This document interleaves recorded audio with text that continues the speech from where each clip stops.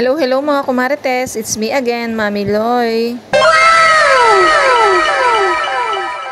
Ito nga pala mga kumarites yung kaganapan natin kahapon. Talaga namang yamot na yamot ako sa sobrang traffic. Ay aba, inabot nga naman ako ng 2 oras dito sa biyahe. Partida pa yan ha, wala pa kaming OT niyan. Nakatulog na ako't lahat dito sa shuttle. Pagising ko, nandito pa rin kami sa traffic. Sino ba naman mag-aakala na merong magtatapusan ngayon ay ulang-ulan? Kaya pala sobrang traffic may sumasagala pa lang ngayon. Biruin nyo sa may FPIP pa lang traffic na. Pero kahit nga umuulan for the go pa rin ng mga person na ito. Pero lahat nga sila ay mga nakapayo. Yun nga lang siguro nakaschedule na to kaya hindi pwedeng i-postpone. Pero dapat kung maaga pa lang na naulan na, dapat pinospone na nila. Nakakaawa naman aring mga sumasagalang mga nagre-rain ng are. Ay yung iba pa nga'y napakahahaba ng gown. Di ayun, wala rin. Nabasa din ang mga gown. Na mga oras nga yan ay hindi ko naman alam na may bagyo pala. Akala ko naman natural na ulan laang. Syempre, Mayo na, ina-expect na natin na magtatag-ulan na. Ay di ayan, kinahihiling nyo ng kinahihiling na umulan, bagyo tuloy ang ibinigay. Buti na nga lang na mga oras na yan ay hindi pa masyadong malakas ang ulan. Ay kung sobrang lakas nga ay nakakaawa naman itong mga nagre-rain ng are, kagaganda pa man din ng mga makeup at mga gown. Ay ito pa nga lapat pa nga sa kalsada at hindi pa nga hagip ng payong yung kanyang gown. Di ayan, latite. Ay are pang isa, ay Diyos ko po. Ay magdadagdag pa kayo ng arkila dyan pag nasira ninyo. Ay Diyos ko po, sakit ata ang gusto ng mga are. Ay sobrang dami pa man ding nag-rain na at medyo mahaba-haba nga aring traffic na are. Ay maganda sana yung rainahan ninyo kung hindi umuulan. Yun nga lang, ang nangyari ay parang binasang sisiw ang mga are.